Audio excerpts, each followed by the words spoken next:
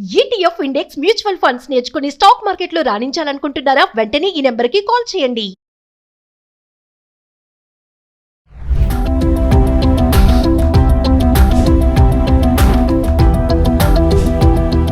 నమస్తే, welcome back to Suman TV. Present మనతో పాటు ఉన్నారు అనలిస్ట్ మందర్ కృష్ణారెడ్డి గారు. నమస్తే సార్. నమస్తే అమ్మా. రీసెంట్ గా మనము ఆధార్ కార్డు చేంజెస్ జరిగాయని చెప్పేసి మాట్లాడుకున్నాం. అంటే ప్రతిదానికి ఆధార్ కేంద్రానికి వెళ్ళాల్సిన అవసరం లేదు, ఓన్లీ ఆన్లైన్ లో మనం అన్ని చేంజెస్ చేసేసుకోవచ్చు అని చెప్పేసి.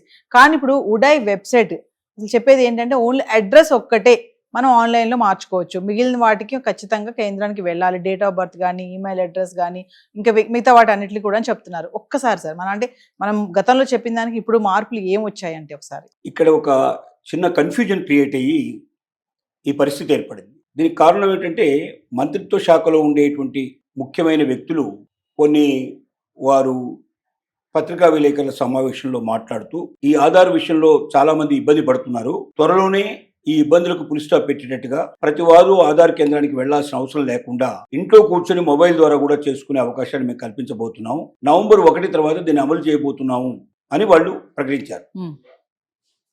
అయితే ఇది ఎలా అయిందంటే పత్రికల ద్వారా, మిగిలినటువంటి వెబ్సైట్ల ద్వారా, యూట్యూబ్ ఛానల్స్ ద్వారా నవంబర్ 1 నుంచి మొత్తం ఈ మార్పులన్నీ కూడా ఏవి కావాలన్నా మీరు ఆధార్లో మార్పులన్నీ కూడా ఇంట్లో మొబైల్ నుంచే చేసుకునే అవకాశం ఉంటుంది, నవంబర్ 1 నుంచే దీన్ని అమలు చేయబోతున్నారు, అన్ని విషయాలు అమలు చేయబోతున్నారని నొక్కి ఒక్కానికి చెప్పారు. అధికార వర్గాల నుంచి వార్త వచ్చింది కదా అనే ఉద్దేశంతో, అధికారికంగా అనధికారికంగా ఈ వార్త బాగా ప్రబలిందనే ఉద్దేశంతో మనం కూడా ఈ వార్తని స్పష్టంగా ప్రకటించడం జరిగింది, పూర్తిగా వివరాలు చెప్పాం. కానీ ఇప్పుడు జరిగింది ఏమిటంటే అన్నీ ఒకేసారి చేయడానికి కొన్ని అవరోధాలు ఉన్నాయి, కొన్ని సమస్యలు ఉన్నాయి. కాబట్టి నవంబర్ 1 నుంచి ఒక అడ్రస్ చేంజ్ మాత్రమే మొబైల్ ఫోన్లో చేసుకునే అవకాశం ఉంది.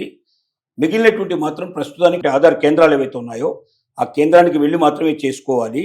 అంటే వాళ్ళ యొక్క ఇంటి పేరు మార్పు చేయడం కానీ, లేదా పేరులో ఏమైనా చేంజెస్ రావడం కానీ, మొబైల్లో ఏదైనా చేంజెస్ రావడం కానీ, లేదా డేట్ ఆఫ్ బర్త్లో కానీ, లేక వాళ్ళ తండ్రి పేరు అట్లాంటి వాటిలో ఏమైనా చేంజెస్ రావడం కానీ, ఇలాంటివన్నీ కూడా ప్రస్తుతానికి మొబైల్ ద్వారా చేయడానికి వెంటనే అవకాశం కల్పించడం లేదు. నవంబర్ 1 నుంచి అన్నీ సాధ్యం కావడం లేదు. నవంబర్ నుంచి 1 మాత్రం అడ్రస్ మాత్రం మీరు ఇంట్లో కూర్చొని చేయడానికి అవకాశం మీకు కల్పిస్తున్నాము.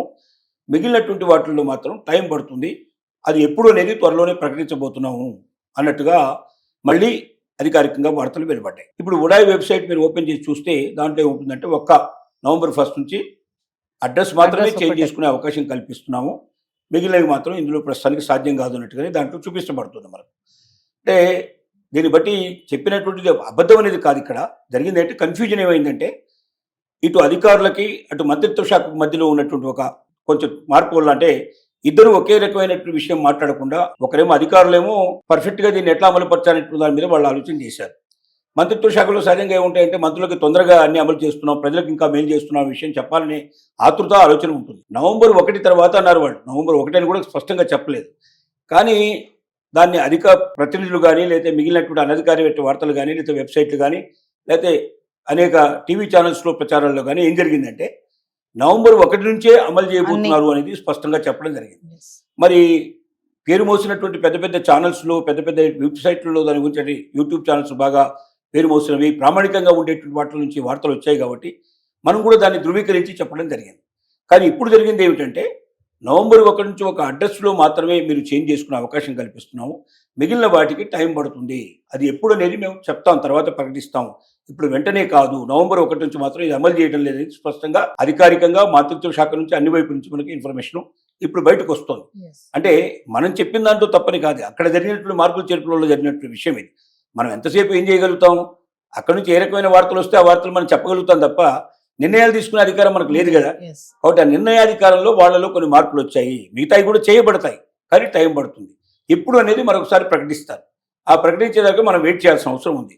కాబట్టి ఈ చిన్న మార్పుని ప్రతి ఒక్కరు గమనించాలి. మిగిలిన విషయాల లోపల పెద్దగా తేడాలు ఏమీ లేవు. మిగిలిన విషయాల్లో మనం అనుకున్నాం కదా, ఫీజు పెంపుదల ఒకటి 75 రూపాయలు, ఒకటి 125 రూపాయలు చేశారనేది.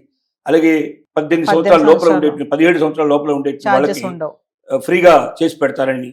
అలాగే ఎవరైనా ఇంతకుముందు మనం ఏమనుకున్నాం అంటే మిగతా విషయాలకు వల్ల కాకుండా ఒక ఏదైనా వారికి ఐరిస్ కానీ, ఇది వాళ్ళకి ఒకవేళ చేతి ముద్రలు వేయటంలో కానీ, లేకపోతే ఐరిష్లో కానీ తేడా ఉంటే మాత్రం కంపల్సరీగా వాళ్ళు కేంద్రాలకు వెళ్ళి చేయించుకోవాలని మనం అన్నాం.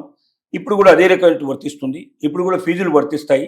మిగతా ఏం వాళ్ళు చెప్పలేదు. మొత్తం చెప్పినటువంటి విషయాల్లో వచ్చిన మార్పల్లా మిగిలినవన్నీ కూడా నవంబర్ 1 నాడు చేసుకునే అవకాశం ఉంటుంది. ఎక్సెప్ట్ మనం దీనికి సంబంధించినటువంటి విషయాలు ఏమైనా ఉంటే, అంటే వేలి ముద్రలు కానీ లేకపోతే ఐరిష్ కానీ చేంజెస్ కానీ దానికి తప్పనిసరిగా వెళ్ళాలి అని చెప్పి మనం చెప్పాం.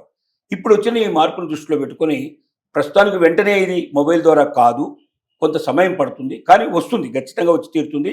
టైం ఎంత అనేది మనం చెప్పలేం. Yes. దానికి వాళ్ళకు ఉన్నటువంటి కారణాలు, వాళ్ళకి అనేక రకాల కారణాలు ఉండొచ్చు.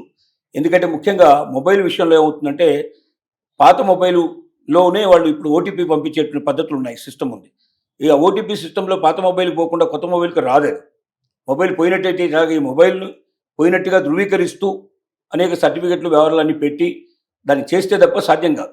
ఎందుకంటే కొత్త మొబైల్ తెచ్చాను, ఈ రోజు నుంచి ఈ మొబైల్లో ఇవ్వండి అంటే ఎవడైనా ఆధార్లో మార్పులు చేసేసుకొని ఆధార్ను వాడు వాడుకునే అవకాశాలు ఉంటాయి. ఆధార్ కార్డుతో ఇవాళ మనం పాస్పోర్టు, వీసాలు కూడా సంపాదించుకునే అవకాశాలు ఉన్నాయి. కాబట్టి ఆధార్ అనేది వాళ్ళ చాలా ప్రామాణికమైన పత్రం. ఈ పత్రం లోపల మార్పులు చేర్పులు చాలా జాగ్రత్తగా చేయకపోతే కోట్లాది మందికి లాభంతో పాటుగా కొంతమంది దీన్ని అడ్డం పెట్టుకుని వాళ్ళు ఈ దేశంలోకి అక్రమంగా ప్రవర్తించే వారు వచ్చే అవకాశాలు ఉన్నాయి.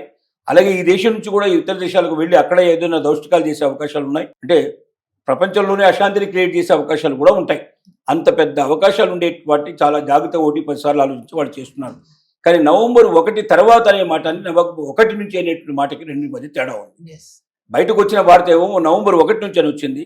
అది నవంబర్ 1 తర్వాత అని వారు చెప్పినట్టు చెప్తున్నారు. 1 తర్వాత అంటే ఎప్పుడు?